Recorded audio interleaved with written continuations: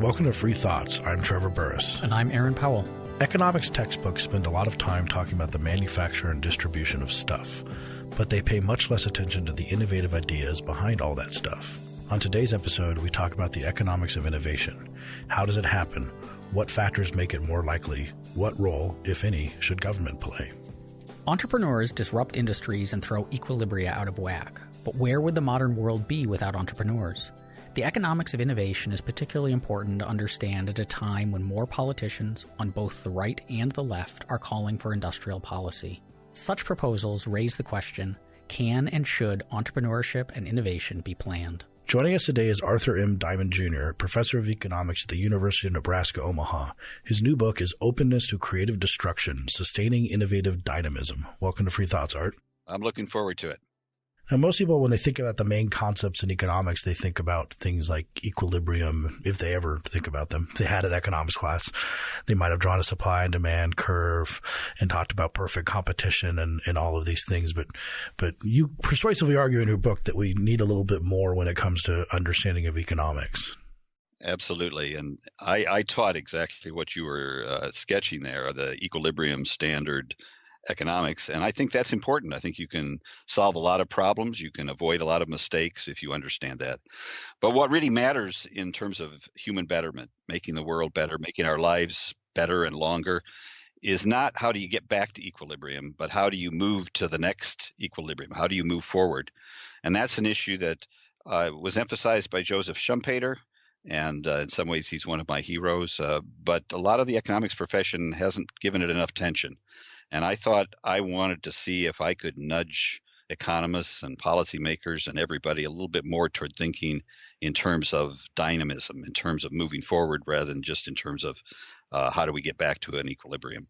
Why don't they pay more attention to it? Is it that there's economics as understanding how things work, but entrepreneurship looks more like a creative process, which is slightly different? Or why is it not privileged in what we talk about? Well, there's more than one reason people have given for that. One account is that if you have a hammer, the whole world's a nail. And what economists have are equilibrium models. And so they look to see what can they use those models on. And the models are nice, and they kind of pull you in. They have an aesthetic beauty to them. They have a simplicity. They're mathematical, whereas creativity and dynamism is messier. And it's richer, empirically richer, which I find much more interesting. I spend more time these days reading history and psychology and sociology than I do reading mainstream economics, because an essay written a few decades ago by Deirdre McCloskey, she described it as the thin methodology versus a thick methodology. And the economics is thin. It's got a lot of model, but not much meat in terms of empirical content. Whereas history and psychology and sociology, you can get a lot more of the empirical content.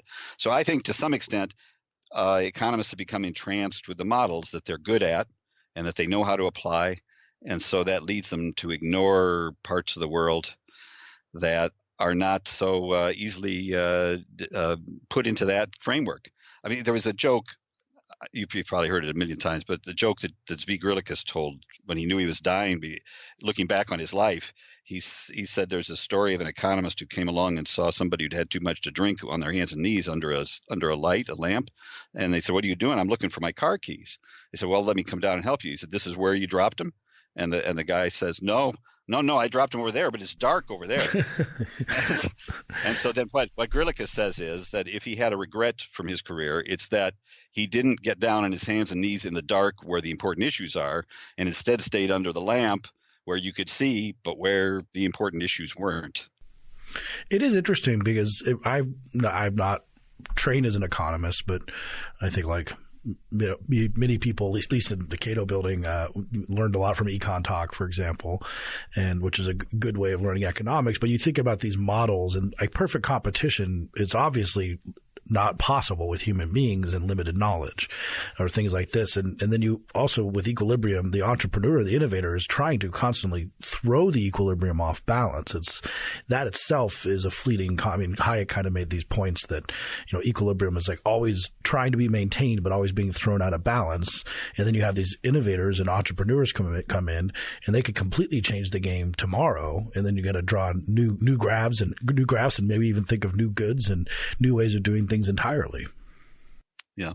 The usual supply and demand diagrams that we emphasize so much in principles classes and beyond, they take for granted some of what's most important. The goals of getting back to equilibrium and having the perfect competition you're talking about is to lower prices. And that's certainly important. We want lower prices because then we can buy more of stuff. But the more important issue is, how do we get the new stuff that really makes big advances in our lives? And that isn't, you don't see that in the supply and demand diagrams. So you can avoid a lot of bad policy mistakes if you know supply and demand. You can avoid price ceilings imposed by the government. You can avoid price floors that are put in by the government. You can discuss taxes and see the bad effects of taxes, all within the supply and demand equilibrium framework. So I'm not saying it's worthless. It's got value, but it doesn't address the main issue, and more attention has to be on the main issue. What are these entrepreneurs and innovators and inventors doing, and how are they thinking, and what constrains them when they're trying to make these big leaps? And I think if we look at that, maybe we can make some nudges in policies and institutions to make it easier for them to bring us the great things that'll make our lives better. That gets to, I think, that the next question I had, which is when we're studying supply and demand curves and we're looking at the effects of taxes and all that, that's like something that exists here in the world that we can measure the effects of and study. But it seems like innovation is necessarily unpredicted stuff, right? It's changes that people haven't thought of yet. And so how do you, as an economist studying innovation, go about studying innovation if all of the innovations are not just things that haven't happened yet, but things that you can't meaningfully have thought of yet? Yeah, I had a student last year criticize my book for saying that I have too much that's too far in the past, that he wanted to hear more about what's going on right now. Why don't I have more attention to Elon Musk and less attention to Stephenson, who invented the locomotive? And my answer to him was, it's a balance. On the one hand, I really am more interested in what's going on now, just like he was. But on the other hand, I don't know what's going to work and what's not. I'm rooting for Elon Musk, but I don't know if he's going to make it to Mars. I hope he does. I think the odds are he won't. But if you study the established ones who've succeeded, and look and see what were their obstacles, and what are those? Some obstacles are necessary because we live in a world where there's laws of physics, but there's some obstacles like government regulations that are not necessary. So if you look at the historical cases where we already know that these are successes, you can come up with conclusions about here's the policies that would be most effective. Now that's not going to let you predict what the entrepreneurs are going to do with that increased freedom if you let them free, if you take the shackles off. I can't predict exactly what's going to happen, whether we'll have flying cars soon, or what the next big advance. What you can do is you can say we're going to have faster progress in a bunch of different directions brought about by creative people doing things that we can't even anticipate. And I'm hoping and believing, and I think it would be right if most people would say that's great. We don't need to have all the details as long as we know that we're going to have progress and it's going to be faster. We're with you. I think it's interesting when you talk about visions of the future. There's a lot of examples of this, and sometimes you have I see no more than 5 computers. That famous quote, or with lacking prediction. I always found it interesting that in every sci-fi movie, there's video phones are everywhere. But they never would predict that we'd all get video phones in our pocket and we completely stop calling each other and we just start writing little messages to each other. No one would have predicted that. And then also every sci-fi movie still has taxis. I mean, you could have, and no one's thought of Uber, and payphones are quite common in sci-fi movies, but they still have taxis, so you have people thinking about new robotics and crazy new worlds, but they still have to like hail a cab. Because no one was like, oh, Uber, that should be a thing. And of course, if you look at, say, Popular Mechanics magazine in 1958, what it says the future is going to be like is almost entirely wrong. What is it about entrepreneurs and innovators? Like, how do they think about the world in a way that's different than, say, a sci-fi author who's trying to think new thoughts but is not actually trying to build anything? Well, this is an area where I think there's still an awful lot to learn, and I wish I had decades and decades to study further. But I identify in the book sort of three characteristics that are often the case that go along with entrepreneurs innovating. I talk about the importance of serendipity, and I give some examples where that was important. I talk about nimble trial and error experiments. And I talk about having vague, sort of inchoate hunches that sometimes have to be followed up over a long period of time and developed. And these are part. If you look at the serendipitous aspect, part of the reason why we can't predict what's going to happen is serendipitous occurrences happen to individuals, and they have to recognize that they're there, and they have to think about how can I apply that. And that's something where we can't. Each individual, it's like the Hayek's point about local knowledge. I have serendipitous things happen to me. You have different serendipitous things that happen to you. I'm carrying around in my head some problems that need solving. Maybe I'll be lucky and some serendipitous event will happen that solves a problem I'm carrying around. You're carrying around a different set of problems that you think need solving, and you have a different set of serendipitous events that happen in your life.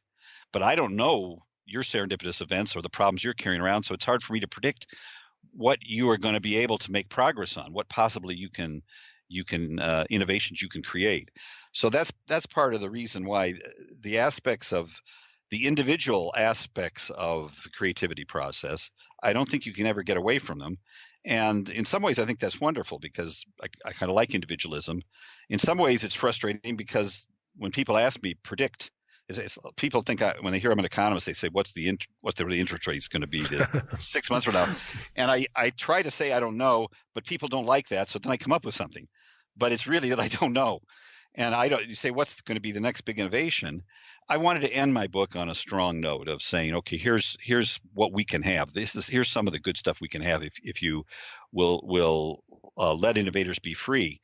And the best you can do, I think, is to extrapolate something that is fairly close and possible right now. So at the end of the last chapter, I talk about how if we had less regulation and changed some of our policies in healthcare, we could cure more cancers faster. And I think you can make limited extrapolation, but in terms of the really big things that are further off, there were some technology experts back several decades ago who put their predictions into a time capsule. And they predicted the things that you could predict by extrapolation, like they predicted satellites, that communication satellites. They didn't predict the internet, and that's because the internet was so different from anything that was then currently happening that very few people had that at all on the radar screen. So I think we can learn more. There's a big issue about how is artificial intelligence going to take jobs or not take jobs, or create new innovations or not, and so on. And there was I heard a nice interview on Russ had on Econ Talk with I think her name is Melanie Mitchell. I got her book, but I haven't read it yet.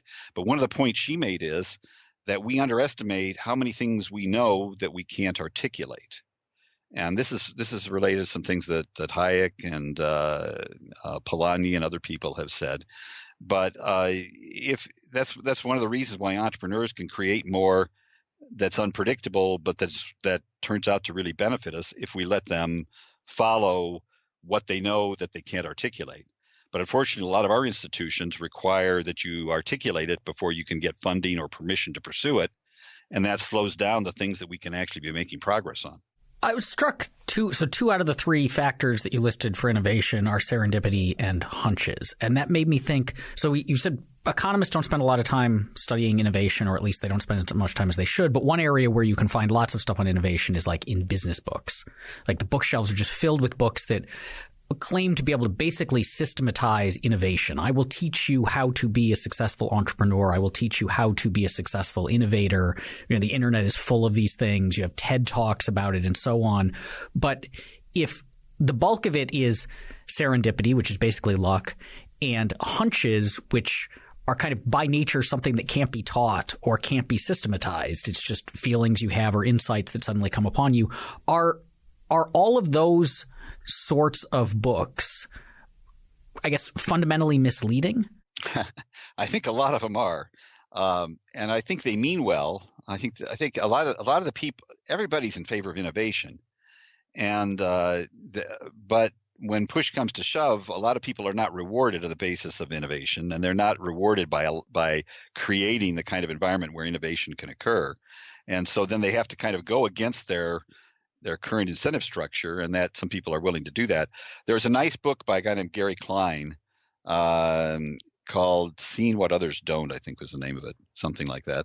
And he talks about how managers in business all say they're in favor of innovation, but you look at how are they judged, how are they evaluated in doing their jobs. They have annual reviews or quarterly reviews, and what their managers will look at is, have you met your targets? Well, if you need the slow hunch and if you need the serendipitous, it's highly unpredictable, and you're not going to show good results very often on a quarterly basis or on a yearly, even on a yearly basis. Sometimes it takes longer. So anybody who protects their employees, the people under them, any manager who protects the people who might be thinking on the long term, following an important hunch that might pay off and might not, they're probably going to pay a price in terms of their annual evaluation, right? And so that's why I think that a lot of the big innovations occur in new startups, but don't occur in established incumbent firms. A great scholar that we lost just a few weeks ago, Clayton Christensen, wrote some good books relevant to this. And he actually tried to get us to be sympathetic to incumbent firms, which is the opposite of the usual attitude. And he said that the problem is they've got so much going against them in terms of being really innovative. There's vested interests in doing things the way they've already done them. There's the issues I just talked about in terms of rewarding short-term objectives rather than long-term objectives. And so what he finally says is that it's going to be the disruptive startup that is going to be the one that's going to innovate because they are free of some of these constraints. Well, that was the Blockbuster. They had a lot of forces working against Blockbuster to be the one to innovate Netflix, although they had the movie stockpile, I guess, but they were brick and mortar. And so walking into a company and saying, let's move this entire business model over to a different business model versus let's try to protect our business model or maybe even encourage regulations to be passed that make it harder for Netflix to have its business model. And you mentioned in the book that some companies that have realized this have tried to create it's like, what is it, skunkworks? Is that the term that I'm? It is, right? Yeah, skunkworks. Yeah. So, I mean, does that show? I mean, do those skunkworks? These are kind of totally separate, right? They're free to do whatever. Yeah. Sometimes well, I mean, it depends on how committed the parent company is to letting the skunkworks continue to operate with autonomy. And you could imagine, one example where the parent company didn't stick with it was IBM. IBM set up kind of a skunkworks down in Boca Raton in a very un-IBM-ish rundown building to develop the PC and see what they could do with it.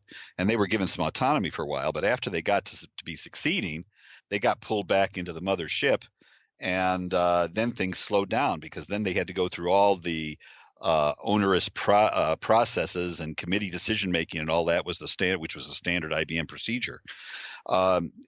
Christensen and co-authors have tried to measure how often this succeeds, the skunkworks idea, and they say that if you're in the face of a disruptive innovation, if you don't do it, the chances that you, the incumbent firm, will survive are, I don't remember the exact figures, something like 6%.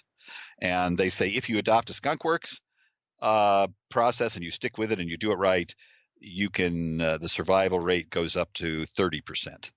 And when I talk about this with my students, I say those are rough, obviously rough numbers because they're hard to to figure out. But I said, let's say those are right. Is that good news or bad news for the incumbent firm? On the one hand, if you do the skunk works, it increases several times the likelihood that you'll survive. But still, the odds are you're not going to survive, right? 30% survival is better. Chance of survival is better than 7%, but still, 70% chance you're not going to make it. So the incumbent firm's still in a bad spot. And then they discuss some about is there anything that you can say about which firms are more likely to succeed with the skunk works? And part of what they say is that to succeed, you have to have some powerful people who have the determination to make it happen. And who are the powerful people who could do that? They tend to be people who are founders and who have maintained a substantial control in the company, enough equity that if they want to do something, they can go against other vested interests within the company and make it happen. One of their main examples was Hewlett and Packard, when Hewlett and Packard still were part of Hewlett and Packard. Somebody came to them with the idea of a new kind of printer. And the bread and butter printer at that point, a moneymaker for Hewlett Packard, was laser jets. And this was an idea for something that we call an inkjet. And what they did was they set up basically a skunk works kind of operation in Boise. And Christensen says if they hadn't been in charge, if it had been just your normal CEO, there probably wouldn't have been the resolve to make it done, because it's true what the people would have complained in the incumbent company was, we're doing really well with laser jets. Why are you bringing something in that's going to eat laser jet's lunch? And it did. It did take business away from LaserJet. But what Hewlett and Packard said was, this is the future. This is going to be better. We need to do it. And they did it. So it's a discouraging situation for a firm that faces disruption where there aren't people like the founders still in charge. It's a long shot for them to do that, to self-disrupt and survive. Is that then what would explain, say, Google, Amazon, and Apple? Because when you talked about large incumbent firms not innovating, those were the ones that immediately popped to mind, because they're three of the largest companies in the world, if not the largest companies in the world. But they all seem to be like wildly innovative on an ongoing basis. Is that, and I mean, I guess in the case of Apple, the founder's not still around, but in Google and Amazon, they are. Is that what explains those, or are those like exceptions to this rule? No, I think those are good examples, and I think even you're saying about the Apple, the founder's no longer around, and I think you could also argue they're no longer as innovative. One of the big co-innovators with Jobs was a guy named Johnny Ive. And it was announced in the papers, I don't remember, just the last couple of months, I think, that I was leaving Apple. And he had been increasingly detached. The money they're making now, they're making from services. They're moving away. They're not saying this so explicitly, but a lot of commentators have noticed that it's services and apps and various things that are not the kind of innovation that Jobs was famous for and that he wanted the company to continue to do. So they're still doing well, but I would predict that I don't know, so don't invest your money on this. I base my prediction. But I don't want you to get mad at me. But if I would not be at all surprised if they start to go downhill some. And I do think it's an important reason for the success and continuing success of Google, and especially of Amazon's a really good example, because is that the founding entrepreneurs stayed on board. I remember back there was a nice paper done in economics by a guy named Robert Hall quite a few years ago, where he was comparing Amazon and eBay and whether their evaluations were totally their stock market equity evaluations were totally bubble. And he was arguing they weren't. But part of the idea back then was that eBay was the dominant one and was likely to stay the dominant one. And yet the exact reverse happened. And so you scratch your head and say, what is that? Why is that? People have given different accounts. But the account I give is that, at least in part, I think it's because the founding entrepreneur of eBay jumped ship fairly early on. Pierre Omidyar, I think was his name, whereas Bezos stuck with it. And in my book, I call the kind of people who stick with it project entrepreneurs. They're more interested in getting something into the world than they are in making money as a goal in its own sake. They like money, but they like money because the money helps them get the project done. But it's not liking money for its own sake. The people who like the money for its own sake are the ones who are more likely to cash out early. and then their company slows in its achievement of continuous innovations. And Bezos, I think it was amazing. It's like I back when he was reporting losses quarter after quarter, year after year, and then he had that easily identified laugh where he would sort of explain what he was doing, and he got away with it. And then now it's paid off. There were skeptics all over the place, including me, but he did it. And that's where I wonder, is Musk, if Musk can do what Bezos did, maybe in 20 years we'll be signing up for Mars. Possibly. It was kind of interesting. I've often wondered if Bezos, when he started a bookstore, if he initially just thought it was going to be a bookstore, and at some point a click and is like, I can do everything on the planet, and had this sort of Elon Musk moment. But on this point of these sort of wildcat innovators, there is this possibility that the government funding, especially doing high-level research, scientific research, without maybe a known technological use to it, but someday can be used, like the government can direct this stuff, that we could have government departments of innovation, government research grants, and have governments come in and help out this sort of innovative dynamism. What would you say to that? Well, they haven't had a very great track record of doing that. I listened to your podcast back a little bit with Terence Keeley, and a long while ago I read one of his first book, and I think he makes a strong point that if scientific research is done when it's tied to particular technological objectives, even if indirectly tied, it's more likely to stay grounded and useful, as opposed to just becoming theory, where you're spinning theory on theory that ends up not really giving us much better understanding in a deep sense or in an applied sense either. And if you look at particular projects that they've picked up, I talk in the book. I had to cut way back the content of the book because it was too long, so I don't have as much on this as I wanted to, but I have a little section where I talk about the two main examples that people give of government involvement, and that's DARPA in the United States and MIDI in Japan.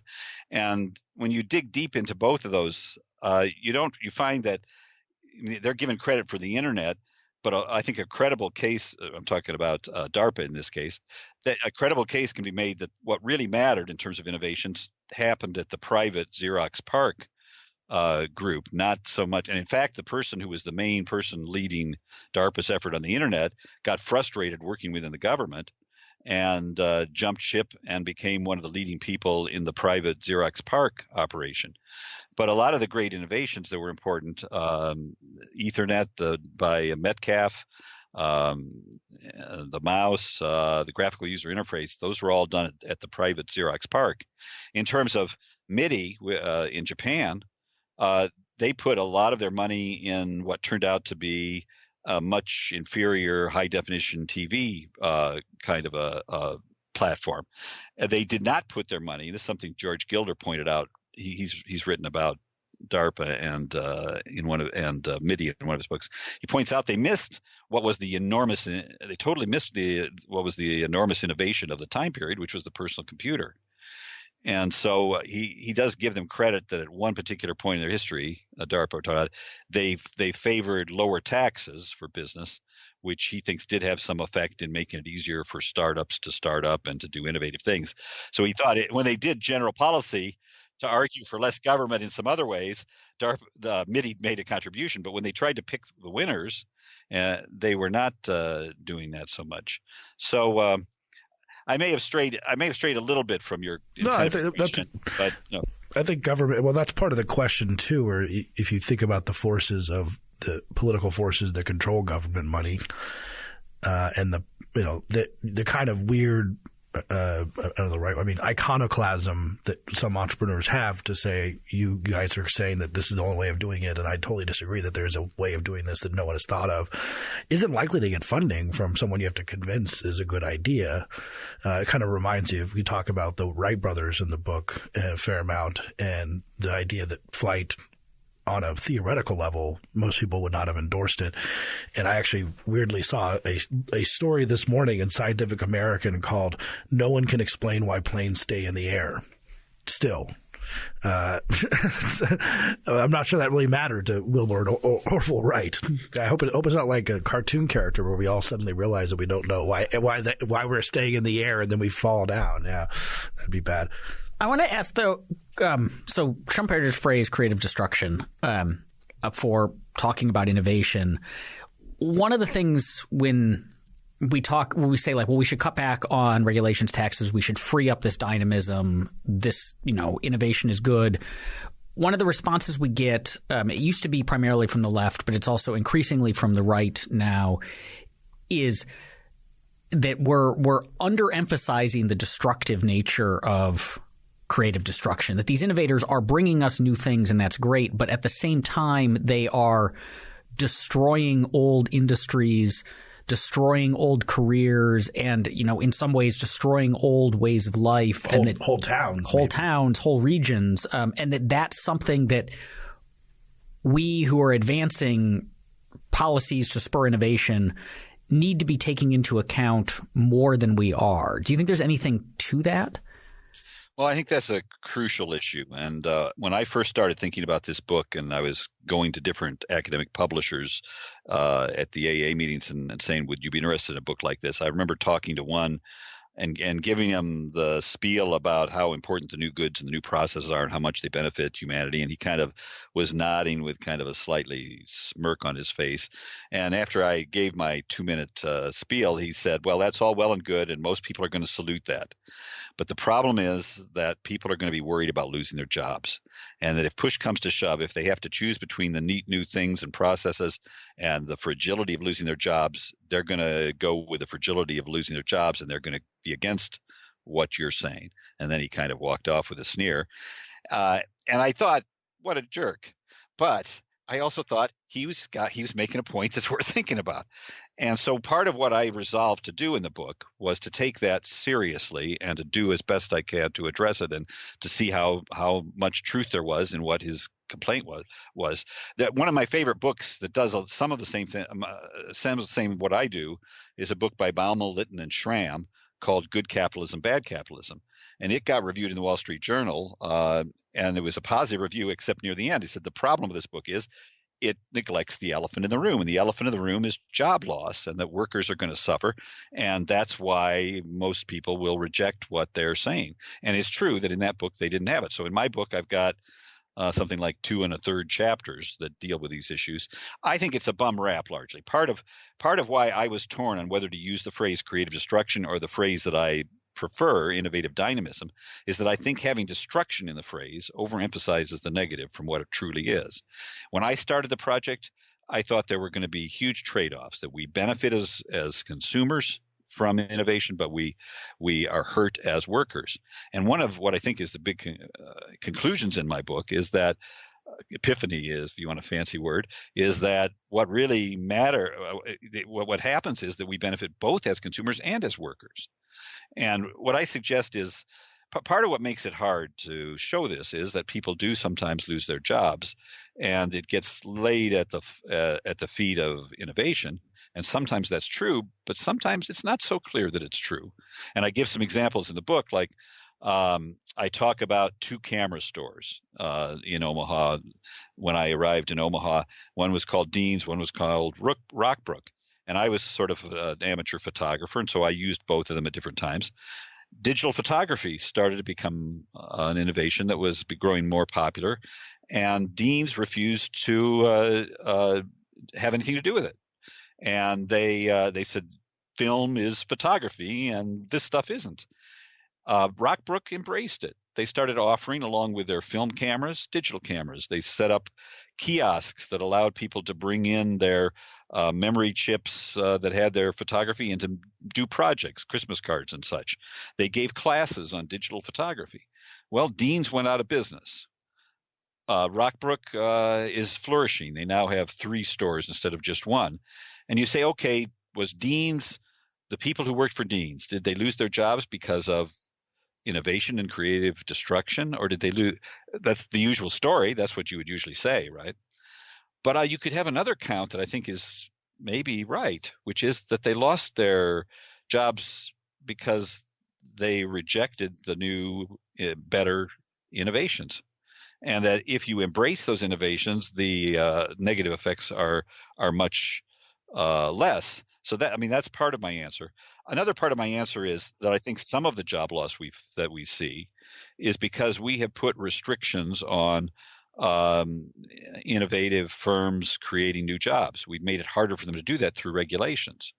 And there's a book that I thought I wasn't going to like that I actually turned out to like a lot more of it than I thought I would, by a guy named Orrin Cass, called the like Death of the American Worker, that one, or the Once and Future Worker, that one. Yes, yeah. The Once and Future Worker. That's at least real close, if not exactly. And he's got a chapter in there where he talks about, maybe a couple chapters, talks about regulations. He points out that some of the heaviest regulations are things like OSHA. And he says, okay, who does OSHA hurt? Does OSHA hurt the Silicon Valley people doing the high-tech stuff? No, it hurts people doing manufacturing. And who are the people who are working for manufacturing firms? They tend to be some of the least well off. And so our regulations have disproportionately hurt people who a lot of us are most wanting to help. That is, the people who are less educated, maybe less skilled, the people who are trying to improve their lives from a low starting point. And I think he's making a point. And I think then you say, okay, how much of the current plight of some of those people that's highlighted in books like Hillbilly Elegy, Janesville, there's a lot of attention, and people on our general side also are concerned about this. Charles Murray, Michael Munger have both, are worried that technology and innovation is going to have a bad effect on the people who are at the bottom. And my argument is that it's not technology and innovation that's the problem. It's that we were hobbling and over-regulating the innovative entrepreneurs who would be creating jobs for people such as them, and we're disproportionately regulating and hobbling the creation of those kinds of jobs. I'm working on a paper now that expands on my idea of the robustly redundant labor market. And part of my argument is the workers will accept innovations if they know that if they did lose a job due to innovation, that there'd be another job just as good fairly quickly waiting for them. And that's what I basically mean by a robustly redundant labor market. We don't have that as much as we should right now. And why is it? Because we restrain firms from part of it. I say, what do you expect entrepreneurs to do? Innovative entrepreneurs. Entrepreneurs find uses for things that haven't previously had a use.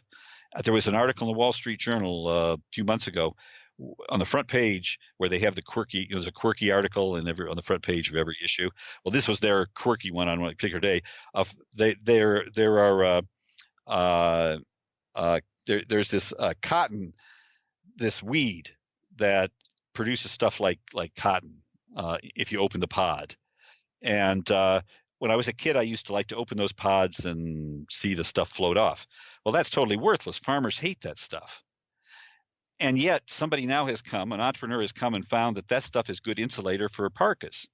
And so now there are farmers actually growing these weeds. And what was previously a weed is now a resource. Well, if there's another article, New York Times, a few months ago, where there's misshapen, not quite rightly made cornflakes that usually get thrown away. There's some entrepreneur has figured out that if you take those, you can make a really good tasting beer out of them, right? And so here's the argument is, if entrepreneurs who are alert and looking for opportunity can make something out of weeds and bad cornflakes, can't they find something that they can make use of with workers who are less skilled or less well educated? And if they're not, why not? Well, then I give a more practical example, which is there was a firm that is well known for having tried to do something like this, which is Nucor, the steel company. And what Nucor did was they did something real strange. They didn't hire people with any experience in steel. They hired farmers. And you say, okay, farmers don't know anything about making steel. Well, that's true. But they said that farmers had certain character traits that we can work with. They are used to working hard. They're used to getting up. They're used to being willing to try a lot of different things because they have to on their farm. And so there's a neat book called American Steel where they talk about the Nucor plant that was put up, an innovative plant in Crawfordsville, Indiana. And they talk about how these farmers made mistakes and they did dangerous things in the process of learning how to do what they were doing. And this firm got nailed again and again by OSHA. There was constant fighting with OSHA. But after a year and a half, they had steel workers who used to be farmers. And they were doing innovative, apart from that, they were doing innovative things also in terms of how they were making the steel. And the problem was what you get from that is they were burdened by government regulations in bringing jobs to the sort of people who most need jobs. And if we freed them and allowed others to do what Nucor did under great duress and stress, then I think there'd be less cases where you could say there was a great harm and penalty going to workers from innovation. How much does the profit motive matter in this? I mean, it's discussed a lot, but I don't think it's highlighted even in the proper way by free market advocates, where the desire to find inefficiencies and fix them and then be able to profit from that is why people want to find inefficiencies. And it's something I bring up all the time in healthcare, where it's like if you have to have someone. Like, I mean, I would argue it's immoral to not let people profit off of the healthcare business, because you have to have someone who sees a better, more efficient way of doing things and can profit from that. Because if you don't have that, then no one is out there looking, essentially. Yeah, I agree with you. There's a guy I had never heard of, but heard of in the last few months in Oklahoma, who's got a for-profit surgical. The Surgery Center of Oklahoma, yeah. Yes, that's it. I think that's it. And I think that'd be an example of what you're talking about. On the broader issue, I'm torn a little bit, because what I emphasize in the book most, I praise and show all of the good that comes from innovative entrepreneurs. And I say there's different motives for different innovative entrepreneurs. Some of them have profit as their motive. Some of them have fame or winning a contest as their motives. Some of them have getting a project into the world as their main motive. Just the challenge of it. Well, not necessarily. No, I mean that could be part of it, but I would emphasize more that they want. The phrase I like is one that Jobs used, which is when he famously, when he was trying to recruit Scully, who was working as a lower level executive at Pepsi, he said to Scully, "Do you want to spend the rest of your life selling sugar water, or do you want a chance to make a ding in the universe?" And then Scully reports that when you put it that way, it's hard to keep selling the sugar water. So he went over to Apple so it's making a ding in the universe, which is a little different than the challenge, because a lot of things are challenging. I studied Latin in college, and it was challenging, but I don't know if it helped me make a ding in the universe. The thing is, I view project entrepreneurs want money, but they want money not as a metric of success or fulfillment. They want money to help them get the project done. And I think that's sometimes a subtle difference. But I think people who are in it for the project rather than in it for the money are actually likely to be more successful in making a ding in the universe than those who are in it for the money. Because I think one of the things that happens for the people who are in it for the money is they jump ship too early. Like they have the IPO, and it's part of their plan to have the IPO and then sit back and be a venture capitalist for the rest of their adult life. Whereas the people who take the big risks, there was a time, I mean, if you read about Zuckerberg, there was a time he could have had an early IPO and had huge number of millions of dollars just to sit back and use the rest of his life. But he had ideas about how to make Facebook better, and he needed to stay in control to be able to do it. So the motive there is not profit, because at least it's not mainly profit. It's mainly wanting to get the job done. And even if you risk the profit, because the people who cash in early, sometimes the people who stick with it, they risk that they won't have the chance of cashing in. Things will go south in the firm, and they'll have wished that they cashed in early, like some of the like Amadar did with the eBay. So I think the profit motive, a lot of good things can come from it, but I think a lot of times the best things come from a different motive, which is to want to make a ding in the universe. For that, you need the money, and it's money as an enabler, but not as a goal. You mentioned venture capitalists, and so what is their role in this? Because we think right now of what's the most dynamic sector of the economy, it's the tech sector and it's Silicon Valley. And Silicon Valley is largely driven by venture capital and angel investors. So what role are they playing in this innovative process? And is their role different than there's always been investors in businesses, but is there something unique about the nature of that kind of funding structure? I think I still have a lot to learn on this, and my position may change, but I'm kind of skeptical of venture capitalists in some ways.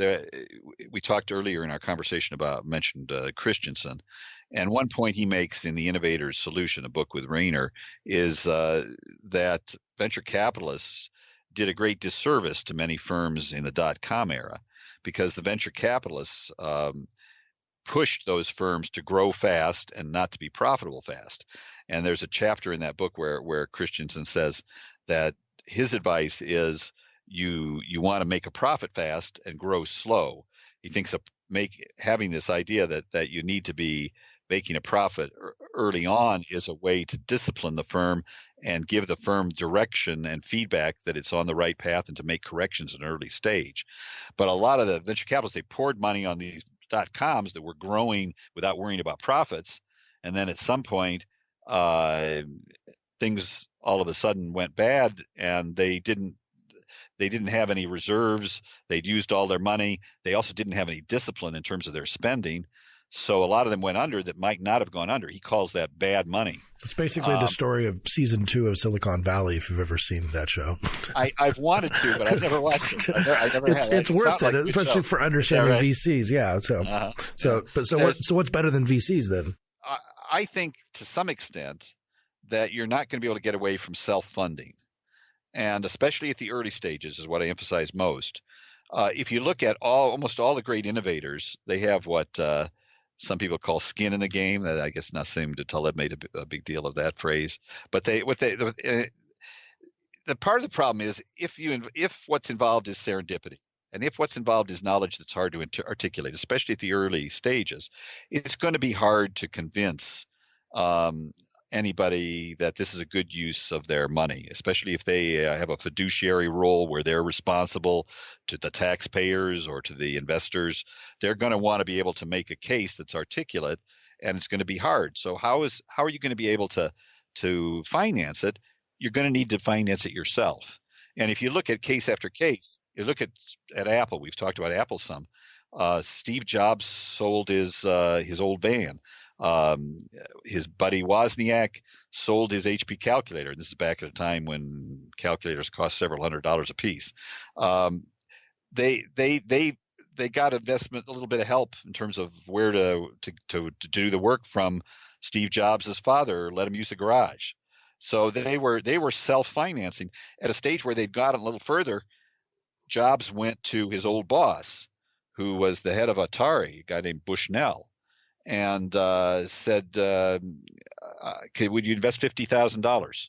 And for that, I'll give you a third of the equity in Apple. And Bushnell knew Jobs. He'd hired him. He knew technology. He was, head of Atari. He turned down that offer, right? Because he thought it was too speculative. And if you think about it, that could be the biggest investment mistake in the history of the world, right? To have had a third of the most successful company, or at least one of the 2 or 3 most successful. It's like Pete Best being kicked out of the Beatles. Yeah. Yeah. He says he doesn't have regrets, but I can't believe it. But the venture cap, Amr Biday's another person who's written some interesting stuff on entrepreneurship, and he says that if you look at a lot of the venture capitalists, what they tend to do is they still want a business plan. They want something that is innovative, but not too innovative, because they want to be able to evaluate what are the prospects this is going to succeed. So he says the paradigm kind of case of a firm they're going to support is Compaq back when it started. Compaq was going to make something kind of like what IBM's personal computer was. It was going to be more portable, although it really wasn't that portable if you ever saw one. But it was going to be run by people who had a track record of running companies. So it was a little riskier than the average investment, but it was still not that risky. It wasn't going to be a total breakthrough new thing. And so what part of what Bidet says is there's not enough venture capital, and also it's going to be too risk averse if you're looking at it as the main source for the really major innovations. And there's other arguments you can make. And this is one of those half empty, half full arguments. Sometimes the advantage of venture capital is said, well, they'll give you mentorship and advice. But on the other side of that, sometimes the mentorship and advice is not good mentorship and advice. And I've seen people argue both ways. It's certainly in the case of the Silicon Valley .com era, if Christensen's right, their advice and mentorship there was not good. But there's this thing, Y Combinator, that in Silicon Valley, where there's a lot of people saying that Y Combinator does give good advice and helps these young fledgling firms. But even if you buy that, they're doing it for a limited set of innovative firms. They're doing the .com thing. There's a neat passage from The Frackers, a book about the innovators behind fracking by a guy named Zuckerman. And he's reporting a conversation that one of the main entrepreneurs, a guy named George Mitchell, had. And he was upset and was really complaining, these venture capitalists won't give me a dime. I'm trying to do this. And when I talk to my students about this, I say, you think about why wouldn't they? Well, the people who are the venture capitalists were mainly used to funding people in Silicon Valley. And these people developing fracking in Oklahoma and Texas, they didn't look like Steve Jobs or Bill Gates. They didn't sound like Steve Jobs or Bill Gates. They were profane. They usually weren't very well educated. They were, salt of the earth kind of people. And they weren't getting any money. So they had to self-fund.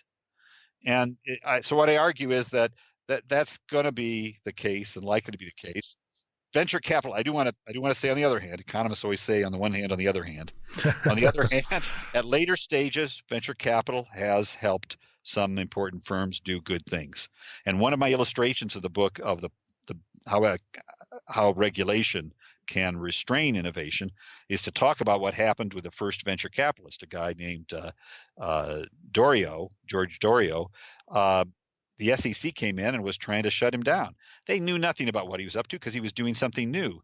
And he wrote these really passionate memos about how they were slowing him down and keeping him from doing something that now we recognize as a great innovation. I'm saying it's not as great as some people think, but still it's good. And the SEC was sending people who didn't know anything about it, but who were making it really hard for him to do what we now see as something that was positive. So on that point, a question with this whole conversation, do we take innovation for granted and not understand that there's ways that it can be somewhat fragile, that it could be throttled or destroyed if you overregulate or take away different parts of the economic system? Yeah, we do take innovation for granted sometimes, and this is true of some very good people like Kevin Kelly, who he wrote a book called What Technology Wants, and he's got some great parts in there talking about the Amish and their attitudes toward technology and about how old technologies never totally leave us. But one of the things I don't like about his book is that he thinks that technology will just continue forward no matter what policies or institutions you have. He gives an example in a blog entry related to the book where he says that if you had technology, if you had a society, an economy run by communist dictators, Moore's law would still continue. You'd still continue to have this great advance in computing power year after year after year. And there's a nice book by Pagan Kennedy where she quotes him on that, but then several chapters later talks about invention within the Soviet Union at the time of Stalin. And it turns out that the inevitability just wasn't there. By any measure, patents or any other measure, inventiveness in the Soviet Union fell precipitously under Stalin. And then I don't know if it's my remark or her remark, I can't remember, but one of us says that maybe it had something to do with the great number of inventors who were either imprisoned or executed by Stalin.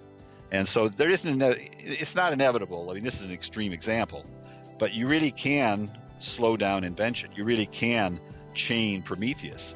And if you want Prometheus to bring fire, to bring the great innovations that make life better, you have to take the chains off.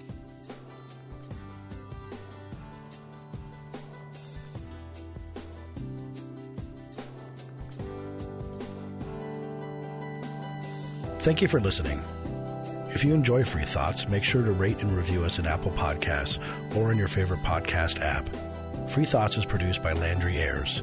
If you'd like to learn more about libertarianism, visit us on the web at www.libertarianism.org.